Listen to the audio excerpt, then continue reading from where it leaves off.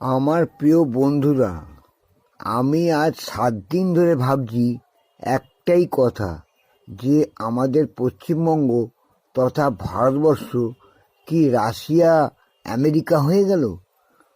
ওরা কি sex free country হয়ে গেল? উফ, আমি ভাবতে ভাবতে চিন্তায় মাথার চুল 90% আরও বেশি পেকে গেল। ব্যাপারটা কি হয়েছে তোমাদের খুলে বলছি, শোনো। তোমরা শুনলে নিজেরাও চিন্তা করে বুঝতে পারবে যে আসল ব্যাপারটা কি। কলকাতায় গিয়েছিলাম একটা বন্ধুর বাড়িতে। সেখানে পাশের ফ্ল্যাটে শুনছি তার মাকে মেয়ে বলছে, মা মা আমি রাজেশকে খুব ভালোবাসি, 2 বছর ধরে আমরা চুটিয়ে প্রেম করছি। সেই শুনে মা বলছে, আমি তো এতদিন জানতে পারিনি যে তুই 2 বছর ধরে চুটিয়ে প্রেম করছিস। তা প্রেম কি অনেক দূর গড়িয়েছে? বলে, মা এখন আমার শুধু 18 বছর হওয়ার অপেক্ষা, তাহলে আমরা বিয়ে করে নেব।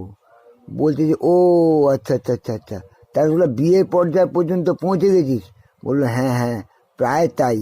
বলে, আগে প্রোটেকশন নিয়ে যা, ওর সঙ্গে দেখা করার জন্য সবসময় প্রোটেকশন নিয়ে যাবি। বলছে, মা আমি প্রোটেকশন নেবো কেন? আমার বয়স তো মাত্র 16। বলছে, আরে তোর 16 হলে কি হবে, আমার বয়স তো 32। বলে, তাতে কি হয়েছে? বলে, আমার যখন 16 বছর বয়স ছিল তখন আমি কোনো প্রোটেকশন নিইনি, তার ফলে তুই হয়ে গেছিস, আচমকা হয়ে গেছিস।